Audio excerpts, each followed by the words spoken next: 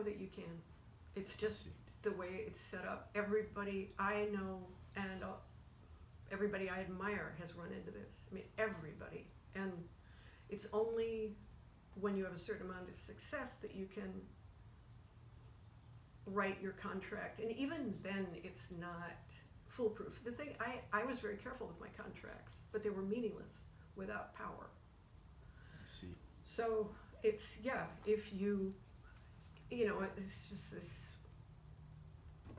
totally closed system. If you make money, you can fight to get paid. If you don't make money, you really won't make any money. And there's nothing much you can do about it. It's contracts. And especially at that time, and especially in that country, weirdly, they had some laws set up that made it very easy to take advantage of musicians. There were a lot of, it's all this wonderful music coming through Belgium from Africa. Also in France and Holland as well, but Belgium,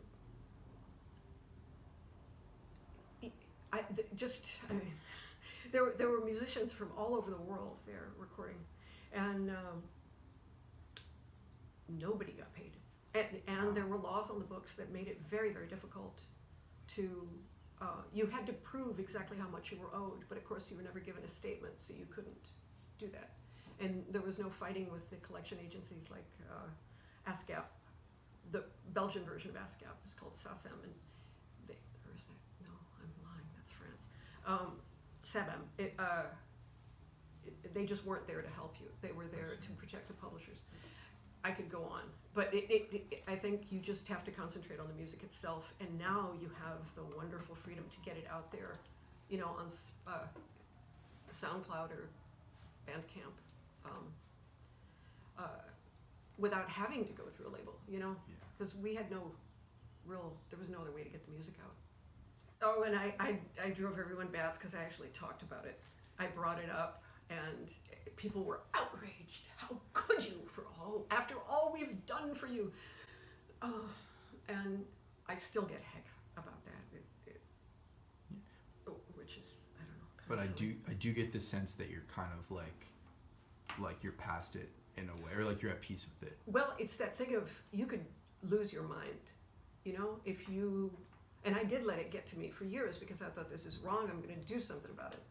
And I fought in every way that I could, with lawyers, with sort of public opinion, with friends and, that knew people at labels and at SABEM. And I could not get anywhere, and I kept being told that it was sour grapes, and why was I still going on about this old material? And it's the same thing you hear,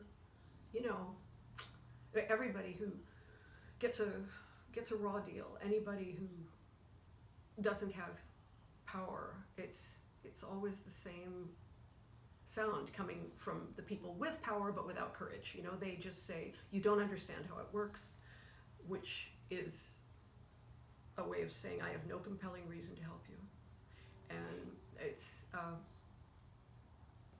you just flail and flail. And I found myself becoming really just poisoned by it, It'll eat you up.